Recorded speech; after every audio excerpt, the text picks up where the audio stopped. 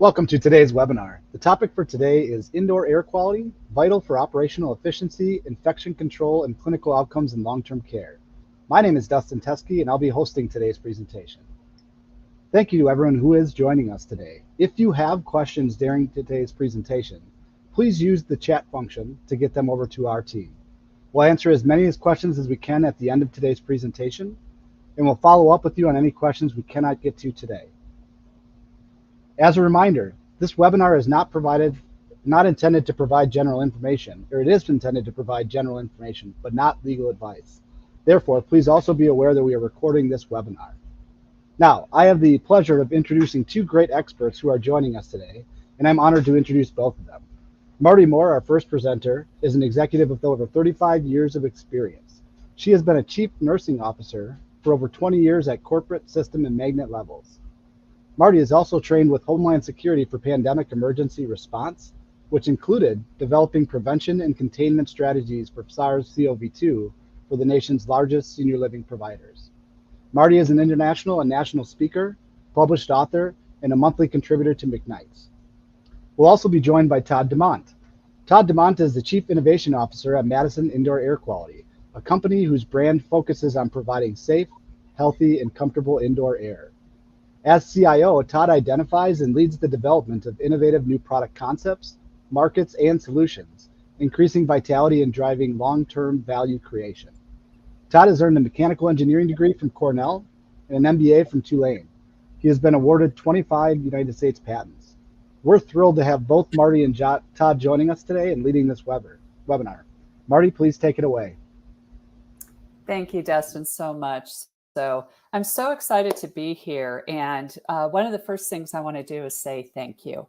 So this webinar was developed with an unrestricted educational grant from Madison Industries. And to them, I say thank you because the information is just so valuable. Next slide, please. So as we start to look and think about what are we going to be talking about today, we've got to look at kind of three objectives. The first is that we have to understand the impact of air contaminants and respiratory health for those that we serve. And that includes both our residents and our employees. We have to understand how air quality supports infection prevention plans and also looking at outcomes in long-term care. I'm going to share with you as a nurse leader, I don't know that I thought that much about really how air quality played in to the work I was doing in trying to prevent infectious disease transmission. And then we're going to lastly talk about new strategies for prevention and containment of airborne infectious disease. Next slide, please. So when we think about this, we have a tendency to look at air as it's just something that's there. Except here's what we know. 30% of healthcare acquired infections are airborne to the tune and the cost of almost $2 billion. And we also know that those that we serve, our older adults, are particularly susceptible to health risks associated with indoor air quality. Well, what does that mean? Well, what we know is that indoor air pollutant concentrations are 2 to 5 times higher than outdoors. And it ranks as one of the top 5 environmental risks that public health officials and also leaders such as you and such as myself have had since 1990.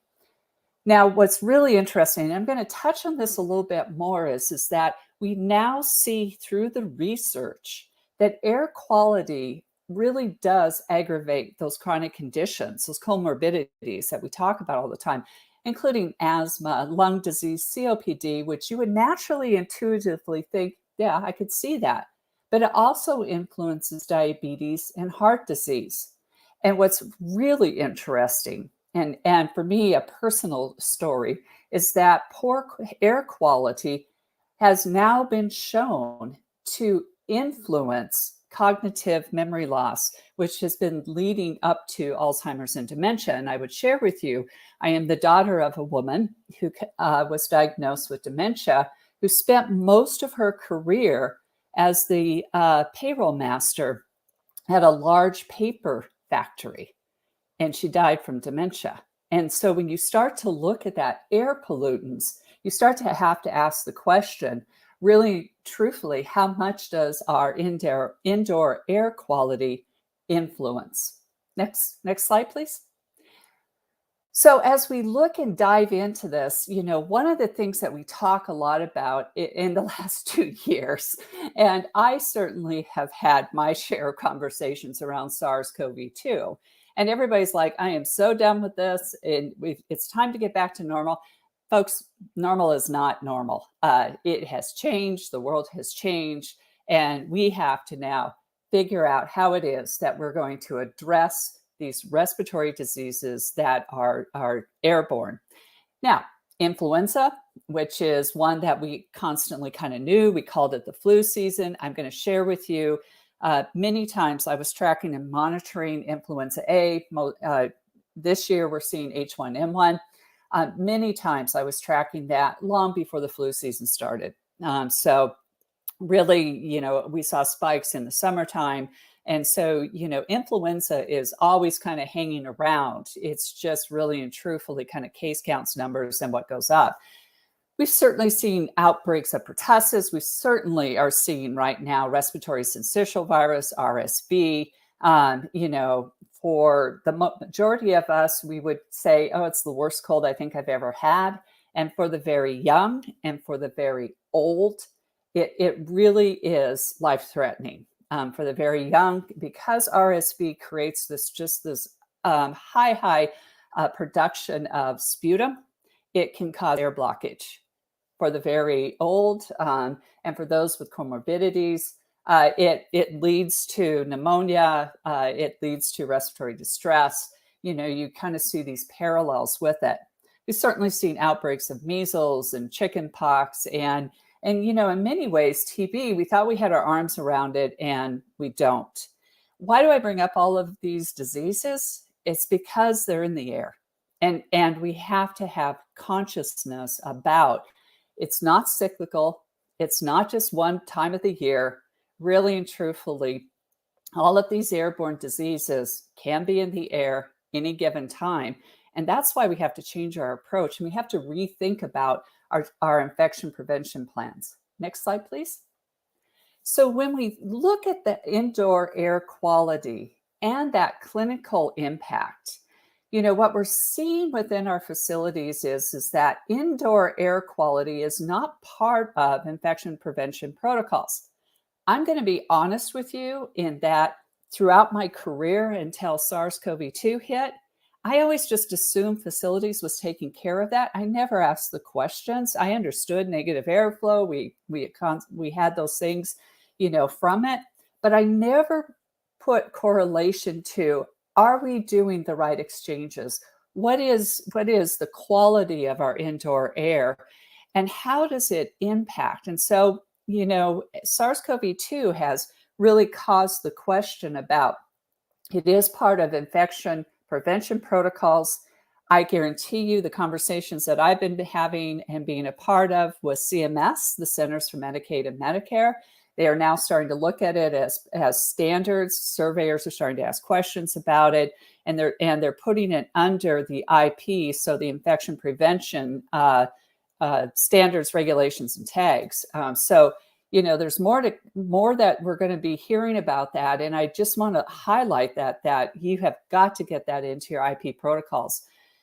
Now, when we look at the past guidelines, and I've asked questions around this, they really were designed to kind of reduce that energy consumption and not looking at and thinking about really and truthfully the role that indoor air quality plays. Obviously, there's constraints and resource challenges. And I know as I was working on containment and prevention strategies, I was really dealing with very older kind of HVAC systems that we were not able to make sure that they would meet the needs of what the current challenges facing us as we're looking at this high viral load, airborne transmission, and how is it that we could keep air cleaner and decrease that viral load and that transmission. Now, we also know is geographical location is just so important. And certainly if you're looking at areas of high concentration, air pollution, we know humidity plays a role. and wildfires. And I'll touch on that in some of the research that's come out. So how does this impact it? It's the vortex. It's more healthcare acquired infections, more hospitalizations, more readmissions. You just kind of get into this vortex. You see more respiratory distress and COPD incidents, and you are hearing from your team, people are sicker. We're kind of having to deal with all of that. And it just really gets into this, what I call this vortex. Next slide, please. So as we start to think about this vortex, I want to pull out kind of what we know around 3 diagnoses, because these are really important for you to have consciousness about, and also for you to be looking at, wait a minute, we're seeing high incidences of what's called community-acquired pneumonia. Are we playing a role into that? Is our air quality playing a role? So the studies show, and what we know is that, specifically with community-acquired pneumonia, the results really do show in our older populations that exposure to air pollution, so vehicle exhaust and other fine particle matters, absolutely correlates to pneumonia, and severe enough that causes hospitalization. I want you to pause for a second and just kind of take that in. Have we stopped to think about, as we're taking care of people and we're seeing that the incidences of pneumonia is going up, have we stopped to think about the fact that air quality could play a part in that? Or do we just assume, is it a bias that we bring in? And I will share with you that I had to have my own pause moment of, wait a minute, I think this is something that can be an influencer. And I hadn't asked the question as a clinical leader. I shared with you earlier that there's research that's just come out. The Alzheimer's Association has it on their website. It's fabulous research. And what it shows is direct correlation with fine particulate matter and also, kind of what we call traffic-related pollutions. And what it does is that it indicated in this 10-year study that was done that individuals that had higher exposure had higher rates of dementia and diagnoses of dementia and Alzheimer's. And as a matter of fact, so much so that there's now a follow-up study that's being done. I think this is something that is kind of the canary in the coal mine around really what is the influencer of air quality and leading to cognitive loss. That many of us have wondered about why. Well, I think we're starting to answer the question why. Now, what's really fascinating is with SARS-CoV-2 and COVID-19, what they found is that there was a higher correlation of deaths and also illness in the areas that were having wildfires. And so I'm standing right now in Oregon, and I know last year, as they were dealing with the wildfires, they were seeing just up and up and up of case rates of COVID. And Todd's going to explain that a little bit more to you about why. But one of the things is that you have to think about the particulars that are in the matter or in the air, and that they matter. And so many times we don't have that correlation of viruses that are in the general population, so like COVID, and also then the modes of transmission associated then with pollution. Next slide, please. So when we think about the business impact, and I'm not going to say anything that you don't already know from it, but I don't know that we've done the correlation between indoor air quality and what we see as an impact to our employees. One of the things that the studies have found and shown is that when we look at the spread of airborne infections and disease as specifically caring for long-term residents, it really can be one of the most deadliest jobs. Why is that? Exposure. Additionally, if somebody has asthma and they're having a harder time breathing, the oxygenation levels, all of those things that it end up kind of playing into that higher absenteeism, that turnover, and then you start to get again into that vortex where you don't have the same quality performance that you've had before. You don't have the same ratings that you've had before, and you have employees who are generally not feeling well. I had the opportunity to work with one building, and it had sick air, and that's the best way I could tell you is it had sick air.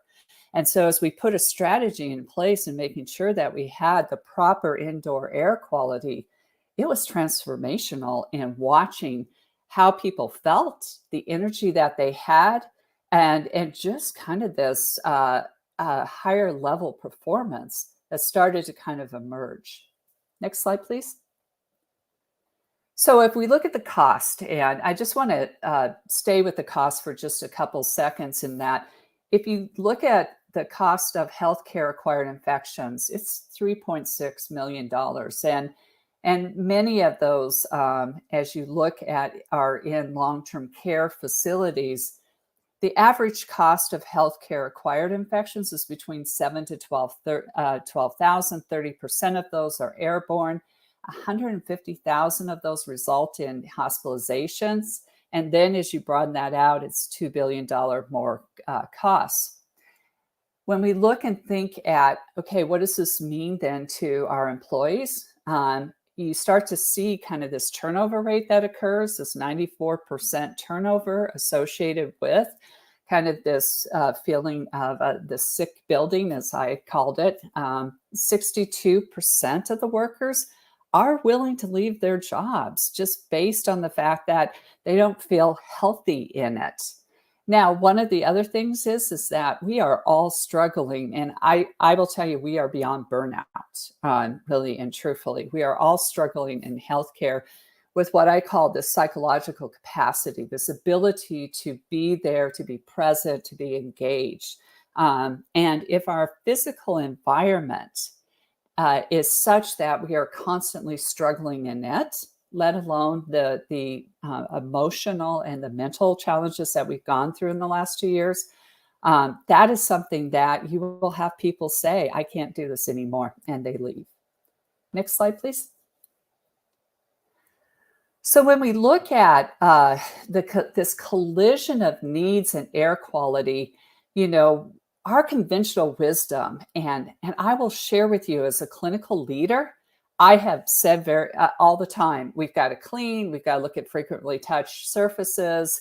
And by the way, we do these frequently touched surfaces and then we forget about our own break rooms and our own kind of workspace. And so we've got to ramp up and we've got to look at really truthfully, how is it that we create these clean environments? One of the questions that I asked also is as we're doing all this cleaning, and by the way, we need to, we're also aerosoling those chemicals into the air. So it begs the question about how do you clean the air? So with that, I'm going to turn it over to my colleague, Todd. You're up.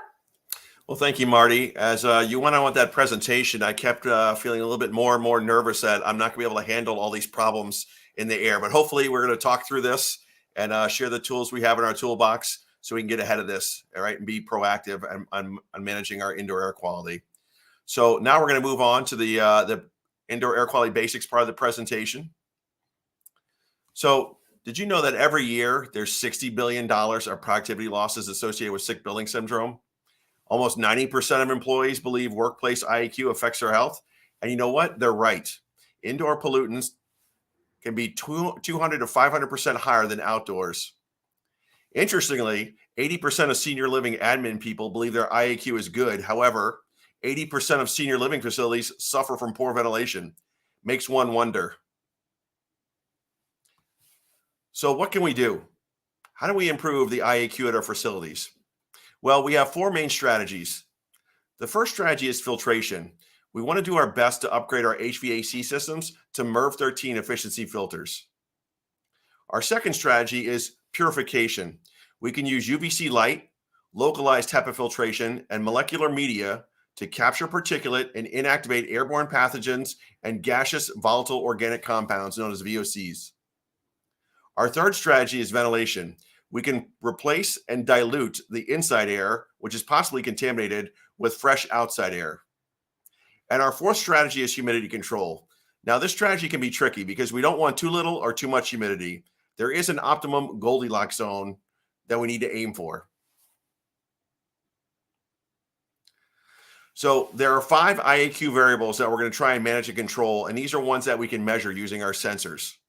Historically, out of these 5 IAQ variables, temperature has been the single IAQ variable managed, and we use our furnaces and our air conditioners to manage temperature. But we're going to talk about particulate matter, PM.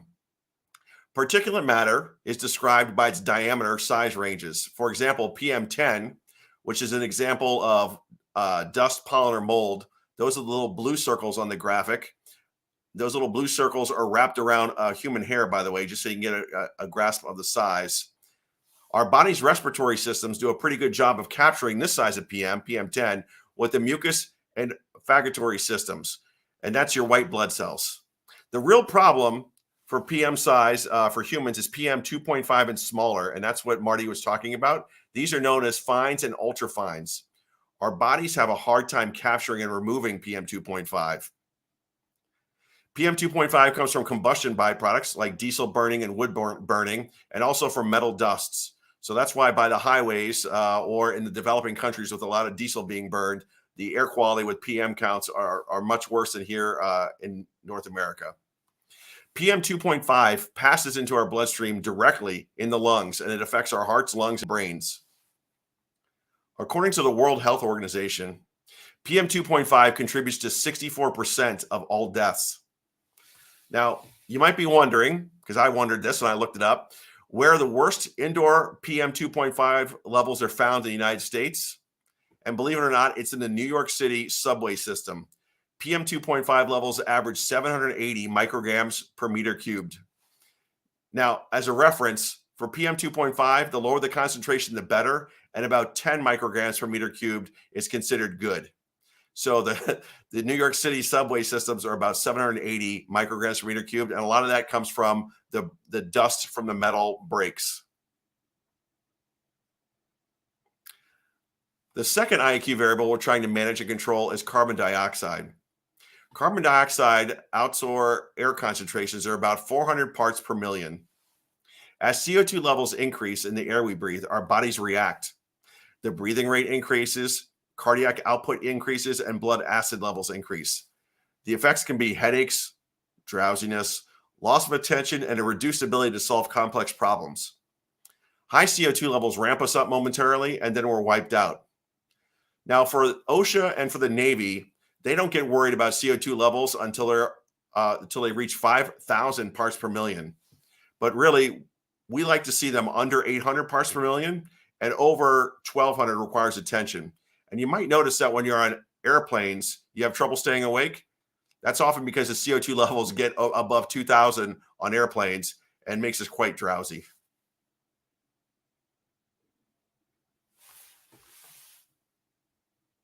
The third IAQ variable we're trying to manage and control is the family of volatile organic compounds, VOCs. VOCs are chemicals that vaporize easily and react easily. We humans have a built-in VOC sensor. It's known as our nose. If you can smell it, it's likely a VOC. Indoor VOCs can come from off-gassing furniture, cleaning products, scents, perfumes, and burnt food. Some are generally harmless. For example, limonene and pinene are 2 VOCs that are used in cleaning products that actually smell fresh and do a good job disinfecting surfaces. However, some are bad for us, like formaldehyde. It's a common VOC, and it's a known carcinogen. The problem is most sensors really can't tell the difference between the harmless VOCs and the bad VOCs. So in general, we want to keep our VOC concentrations low. Under 400 micrograms per meter cubed is excellent, and over 500 micrograms per meter cubed needs attention. The fourth IAQ variable we're trying to manage and control is relative humidity, abbreviated as RH. Relative humidity is the percentage of moisture in the air compared to the amount of moisture in the air when water condenses. Relative humidity that is too low can cause dry skin, scratchy throats. It also allows some pathogens to thrive. It can make wood floors and furniture shrink and separate. RH that is too high can cause condensation on cold surfaces, which leads to mold and mildew growth. Dust mites and many bugs thrive with high RH levels. Everyone pretty much agrees that the ideal range for relative humidity in the summer is 55% or below, but there's a lot of discussion going on right now what the ideal relative humidity level is indoors during the winter. And it kind of depends on how north you are or how cold it is outside.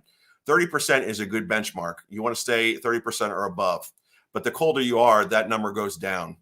And the reason is pathogens can thrive in low RH conditions, but as you try and humidify the air to increase the RH, you can get condensation, unwanted condensation in parts of your building that can lead to mold and mildew and secondary damage.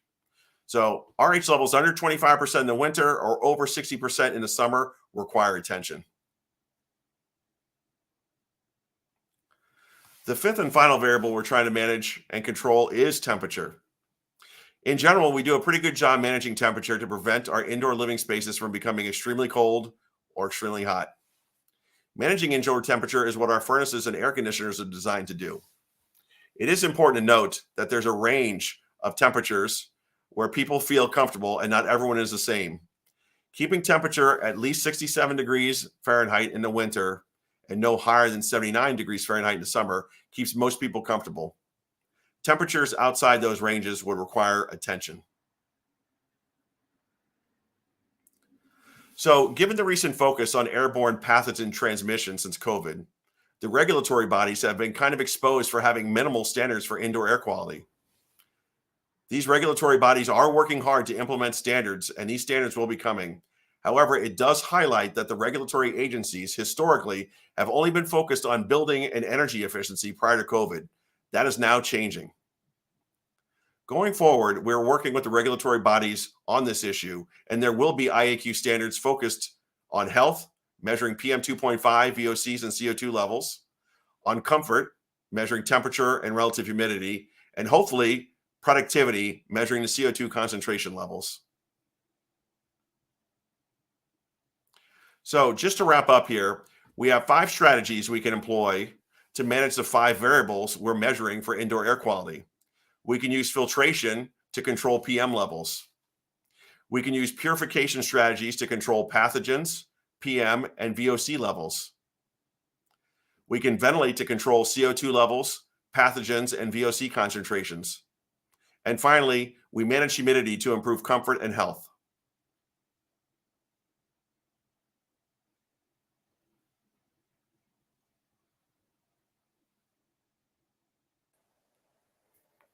So, this is one of my most favorite quotes, and it's one that I actually tried to live by. But I will tell you now, I have come to think about it a little different. So Maya Angelou said, "Life is not measured by the number of breaths we take, but by the moments that take our breath away."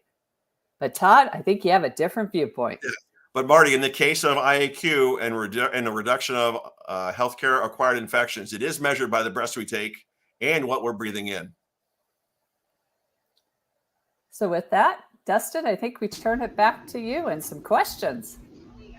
Wow, and it just, I have to say, I mean, sitting here listening to the two of you talk, like this is obviously a topic I think that's been important to our industry for some time now, but I'm learning something every time I hear more about it. So I appreciate the time and effort you've brought to today's discussion. As a reminder, you can continue to send in questions to the chat. Our team will get them over to me, and we'll get them back to Martie and Todd and discuss more. So we've got a few already in. Let's start with Martie. So Martie, as IAQ becomes more important to infection control, how can facilities and clinical teams best coordinate?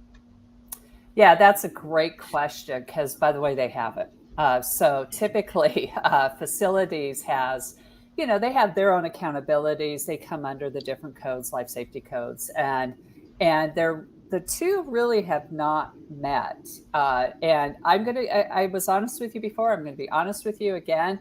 I didn't ask those questions either as a leader. So the first thing is bring your team together. take a look at, do you have in your infection prevention programs, in your documents, that you have brought in your facilities team, you understand the systems that you have, you understand the air quality that you have, and then you're proactively working on how is it that you're going to improve that. Remember, this can actually be one of your quality improvement processes that you demonstrate out. So it could be a PIP. And the organizations, the facilities that have done that, I'm going to tell you, it was almost like the surveyors wanted to hug them, which is I'm seeing these days too. But they were just absolutely celebrating the fact that the facility and leadership had seen that this is something that we're committed to. This is something that we're incorporating into our IP plans, and we're consciously working on improvement of it. So start first. And by the way, don't think that each person or each department has to have their own body of knowledge. Share across, because the more that you raise what I call this organizational consciousness, the more that you raise knowledge and understanding, the more that you're going to be able to identify possible opportunities for improvement. And as you're starting to see, if people are starting to call out sick, then pull the team together and do that quick, what I call that rapid analysis using your PDCA model. So your plan, do, check, act. It's like, okay, what do we got? What do we know? What is our air quality? What can we do to change the trajectory of what's happening here? Yeah, great answer. And obviously, I think a big part of that is just that cross-functional relationships and the change management or the behavior change we go through as a team. This is a great follow-up, and certainly Martie or Todd, if you have some additional information you'd like to share too. So not just about how do we cross-functionally work better together, consider it a team event. How do we incorporate IAQ into our infection prevention or control plans? Yeah, so Todd, I'll let you start, and then I'll join in, because I always have something to say. Sure. Well, I think the first thing is to be empowered to know what your IAQ actually is. 10 years ago, the sensor technology really wasn't available to purchase that you could measure your IAQ in a reliable way. But now there's lots of opportunities. There's lots of products on the market that let you measure accurately and actually data log this over time to show improvement. Yeah, and so building on that, what your surveyor is going to be looking for is that you've built it into your plan. 2, that you have set measurable milestones that you're monitoring. So remember that quality assurance process, that QA process. So make sure that you have that to where it's built into your plan. And then as you're doing your reporting, if you identify where you're not meeting your goals that you've set for what your indoor air quality should be, what is then your mediation plan to get to where you want to be? But one of the most important things is that you've got to give recognition, and most IP plans that I've looked at and have advised on do not give recognition to the role that indoor air quality plays. And also they also don't give recognition to the tools that they can use. Most of us have focused on, I'll be honest with you as well, that's something I always focused on was our own cleaning. That's still important.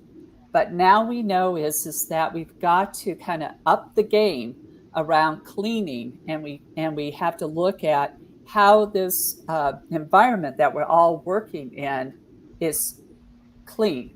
Air and physical environment as well. Yeah, great answer. And I think this next question kind of feeds into your response, Martie. But again, Todd, Martie, both of you feel free to take this one. How do I know if my air quality in my building is good or bad? How do we evaluate the quality of that or condition of the air? And then secondly, how can I tell if it's having an impact on the health of my residents and or staff? I'll take the first part, Martie, if you want. Yeah. So the how really is, in my opinion, using sensors, right? So there's sensors that read PM levels. There's sensors that read CO2 levels, VOC levels, and temp and RH sensors are common. You really need to get a feel for what's going on and be proactive. I've often talked to the admin people, and they say that they're monitoring these variables in their buildings. And I talk to the facilities people, and they don't know what I'm talking about. So there is a disconnect. I think there's a desire to do this, and we're just haven't connected the dots and are actually doing it yet. But I think we're right in the beginning innings here of a complete change in the way indoor air quality is handled in long-term healthcare and commercial buildings in general. Yeah, and I would build on that too. And that, as we were talking about, you've got to have kind of what's your baseline, and then additionally, what is the goal sets that you want to have for your indoor air quality. Be courageous and ask the question of your residents, of your team. Say, this is one of our quality improvement activities that we're working on. We want to have a healthy environment. So tell me how you feel now. Here's the work we're going to be doing. And then do that survey process so that you can actually have that data to show your surveyors, feed back to your residents, but most importantly, also feed back to your employees, to your team. Because, one of the things that we're watching right now is a lot of employees are not feeling that they are valued, that they're cared about. And that's really been a result of the pandemic and all of the things that we've gone through. What an incredible opportunity for you as leaders to communicate the fact that you do care and you want to make it the best environment to help them to be able to do the best job possible. So ask. I do a simple survey, and I always believed in that kind of feedback loop from employees about how are we doing? Here's what we're working on.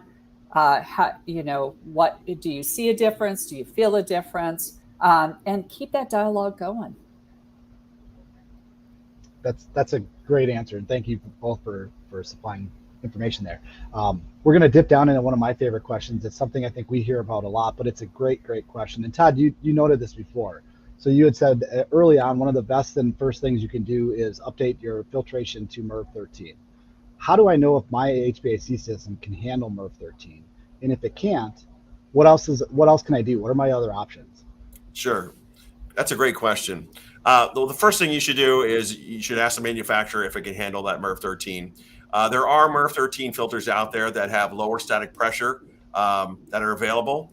But you can also combine filtration with UVC, for example, and get nearly the same benefit as MERV 13 with pathogen control by combining a MERV 8 filter or MERV 11 filter with UVC. So there's several options. I'd say the first step would be to check with the manufacturer to see what the static pressure that the HVAC system can handle. Source low static pressure drop MERV 13 filters if possible. You can also back it up with UVC light. That helps. Perfect. So this next question's for Martie. It's a fun one because I hope you have your crystal ball ready. Oh Lord. It's a question I think we hear a lot of, especially as we've seen change in progression and thinking from CMS and the CDC throughout the last COVID pandemic. Yeah. What are some changes that CMS is looking into? Is CMS continuing to look at air quality, and do we expect anything from a regulatory or just a best practice and requirement perspective in the future? Yeah, so it's interesting because there's a lot of discussion happening. Everybody's feeling like, okay, we're done. Let's lessons learned. Let's look back. We're not done. And I know I feel like I'm your mother-in-law that shows up and rearranges your underwear drawer when I say these things. But one of the things is that SARS-CoV-2 is going to be with us, and we've got to be smarter than it. And so from the regulatory standpoint, CMS is recognizing that. CMS also recognizes that all of healthcare was kind of found, flat-footed and ill-prepared. Even though we had all done the pandemic training, we really were ill-prepared for what we had in front of us. And so you're going to see laws, you're going to see regulations, you're going to see accrediting bodies. Standards are going to change. Now, how fast and how hard? If you listen to one agency, I'm going to tell you it's fast and hard. If you listen to another, they're more in that let's continue to work on education. I was part of the Project Echo work that came out of the CMS Commission on Long-Term Care, where we really were trying to elevate knowledge and understanding around infection prevention. And so I worked with cohorts in Michigan, West Virginia, California, and others, and other states. And so that is one model that CMS, through their Innovation Center, is trying to promote. But I'm also going to tell you that the general public and others are demanding that we elevate our status, that we elevate our performance, and that they feel comfortable and safe. And then I'm going to flip it for a moment and also say that's what we're seeing with employees. I have never seen as much anger and disconnect that employees are feeling from their workplace. And that's something we've got to deal with. That is something that we've got to hit head on. And there's many complex factors to it. But one of the things is they want to feel they're safe, and they want to feel that the place that they work in is something where they can breathe good and perform good, and they're safe. They're safe. I think that's incredibly crucial to continue to think about how changes might occur. And I think to your point before, I think you had said, even prior to the pandemic, we recognized 30% of diseases potentially airborne or transferred through the air. Right. Certainly the learnings are in the debrief. So as we continue to move away from COVID and having such an intense focus on the airborne transmission, things are bound to change. But, building off of that, Todd, so we think about CMS, we think about CDC, CMS and the regulatory groups, they look to the advisory or best practice groups like CDC, like ASHRA, like the EPA for guidance. Is there any changes you see coming from that side of it as well, from the industry itself? Yeah, there's definitely changes. I think ASHRA is probably the leader. There's a advanced indoor air quality protocol that's out for debate and discussion right now. Everybody realized by 2021 that they were caught flat-footed, and there's been a lot of effort to try and catch up. There's a lot of conflicting data on some of the newer technologies, and I think that slows things down, right? And everybody has a vested interest on promoting their own technology. But I think the tried and true methods of purification and filtration definitely work. They're proven. Some of the newer technologies could also work. So, there's also to empower employees. There's apps available that if the employer had the sensors throughout the building, you could see as you're walking through the building what your current IAQ is and historically what it is too, right? So we can attack it through knowledge and empowerment of employees, and there's also the technologies to improve the IAQ. Todd, this one's actually going to come right back to you. So maybe we'll stick with you for a quick second. Sure. I recently realized I had an incident with some mold in my house. And so the first thing that I did post finding this out, obviously remediated, but added some portable air purification systems in. So there's lots of technologies to consider: HEPA, MERV, UV, ionization. What's important? What should we be looking for as we purchase portable air purification? That's a good question.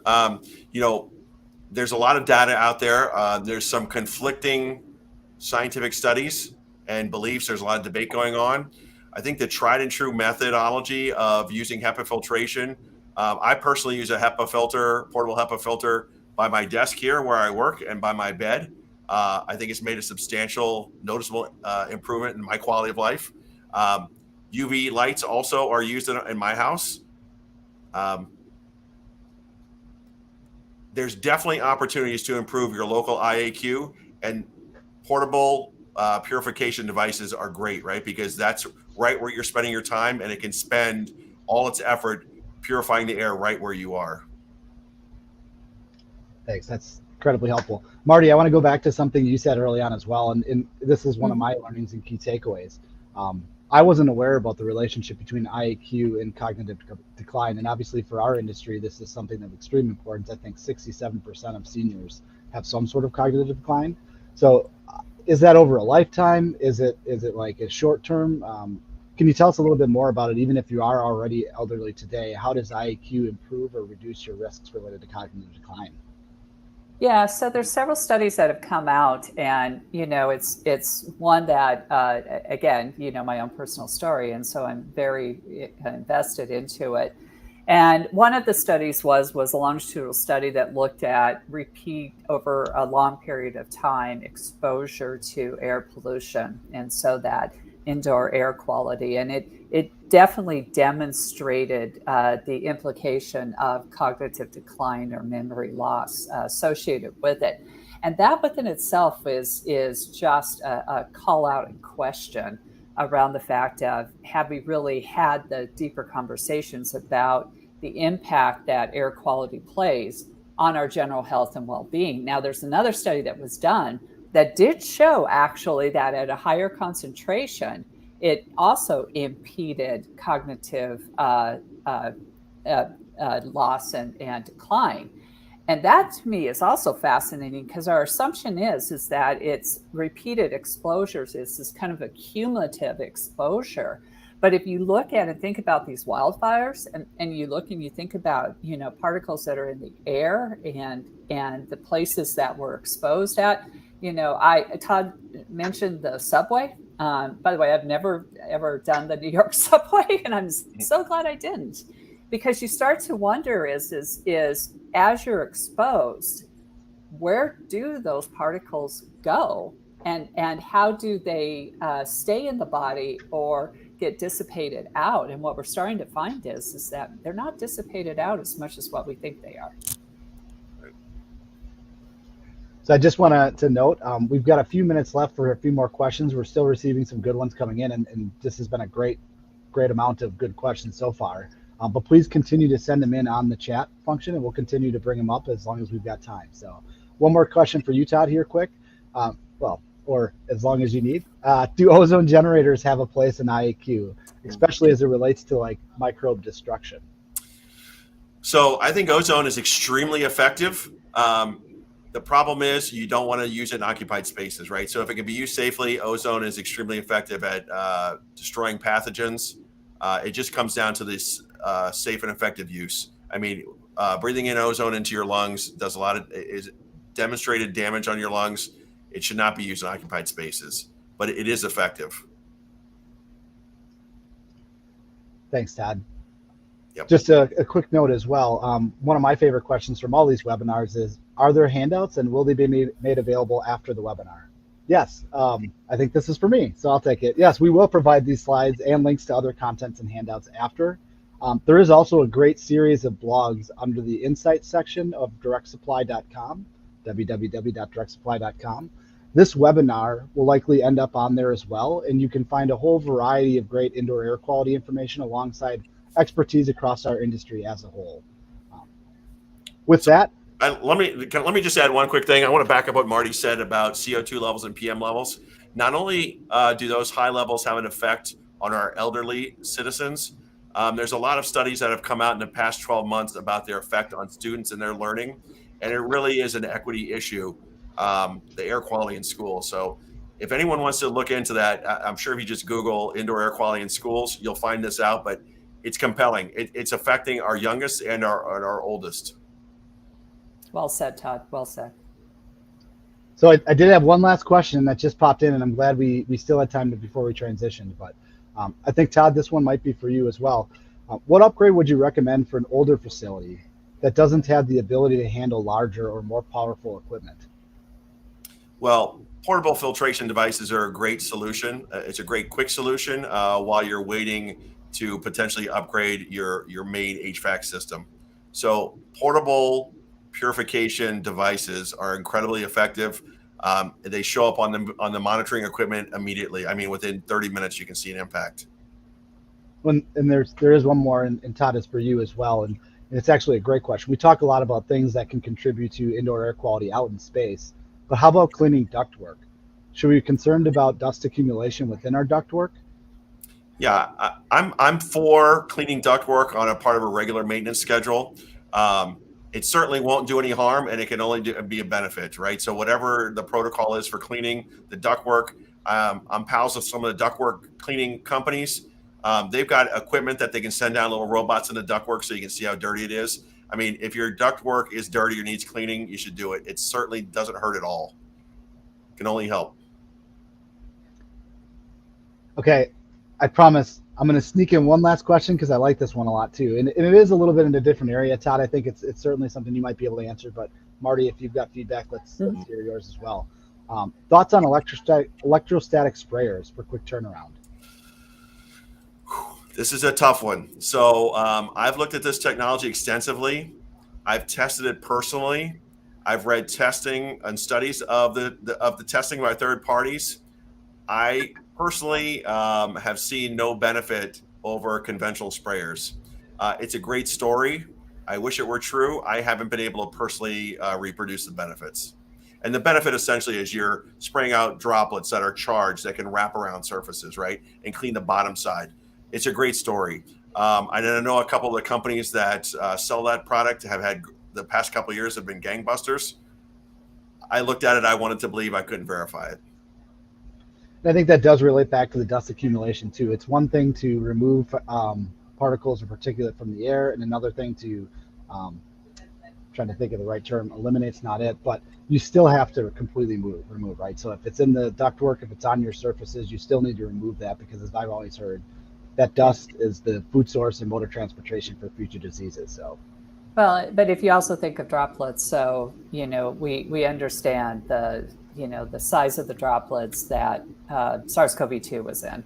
It originally, its hypothesis was that it was going to be able to cover those surfaces that human hands missed or human hands couldn't touch from it. But I'm kind of with Todd in that I was super excited, and we were using it, and now the studies, I think we've got to look at it to really thoroughly understand, does it perform to the anticipation level that we thought it does? That's the question.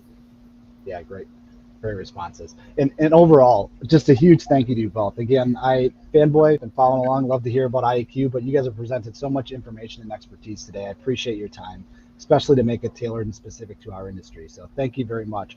And to audience participants, thank you all for your questions as well. Again, that'll be shared as well as handouts. Quick note, as a reminder, by attending this webinar, you are eligible to receive one complimentary administrator credit through the NAB. To receive your contact hour credit, you must fill out the follow-up survey that will be emailed to you tomorrow. You'll have 1 week to complete the survey, and administrators will need to log into the NAB website in order to receive your certificate. It's also important to note that when this event ends, WebEx will actually prompt and send a survey to your screen. This is not the CE survey. Our survey will be sent directly to your email address used for registration, and will include the presentation slides. So watch for that email. It again will come tomorrow. It will also include the slides as an attachment. And one last note for all call-in listeners, those watching as a group, WebEx will not account for you as email addresses as an individual call-in member, or be able to capture a group of attendees on one account. So please send an email to us. So anybody that's watching as a group, please send an email to us at webinars@directsupply.com, and we'll be sure to get the survey out to each and every one of you, as well as the handouts too. This does conclude the educational portion of our webinar, but you're welcome to stay on, and please, I encourage you, as I'm bringing on a great friend of mine, Quentiel Jamerson is going to give you a quick overview of how you can start to improve your indoor air quality today, and how Direct Supply can help you do so as cost effectively as possible. Quentiel is one of our excellent senior product consultants. He's over 10 years of experience here in HVAC at Direct Supply, and has specifically talked to many communities like yours about the effects indoor air quality can have during the COVID pandemic. So, Keel, I'll turn it over to you. Thanks, Dustin. Now that we're familiar with the specific concepts of filtration, purification, increasing ventilation, and maintaining humidity, we'll talk a little bit about the specific ways Direct Supply can help. Direct Supply support is really geared around two specific components.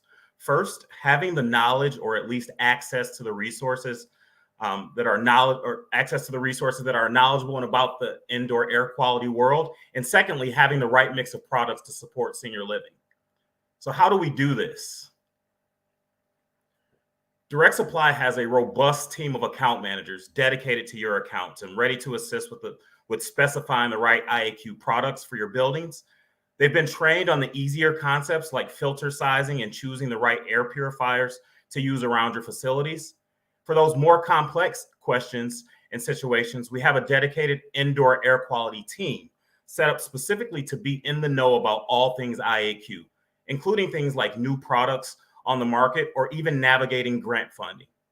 Direct Supply also has some long-standing relationships with many of the companies who manufacture IAQ products, and we regularly work with them to ensure our offering is complete. Speaking of IAQ products, filtration is one of the areas Direct Supply is set up to help you with today. We have a complete offering of many air filters, including those hard to find custom styles and sizes. Todd just spoke to this, but we also remind all of our customers to use the highest rated MERV filter your HVAC system will allow. You don't want to implement filters that are too restrictive to airflow. Direct Supply can help you figure this out with a little information about your building's HVAC system. Air purifiers are another way to support your building's overall IAQ program. There are many to choose from. Direct Supply has an extensive offering of these products, from simple HEPA air purifiers to more complex advanced options designed to cover larger spaces. We also have air purifier options that have testing data from independent research labs to support their efficacy claims. These units typically cost more, but provide a lot more confidence that your air purifiers are truly cleaning the air. Direct Supply can help you to understand the offering and differentiate between the many options available.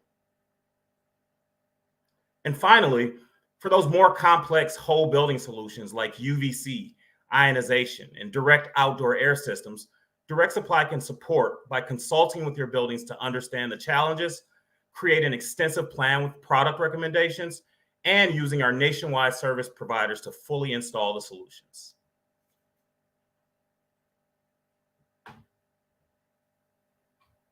Dustin, back to you. Thanks again. Thank you for all that information. If anyone would like to know any more about how to improve your indoor air quality, I would encourage you, please email us at indoor-air-quality@directsupply.com, as you see on the screen, or as always, reach out to your dedicated account manager. And with that, thank you for your time today. Thanks for joining, and I hope you learned as much as I did. Have a great remainder of your day.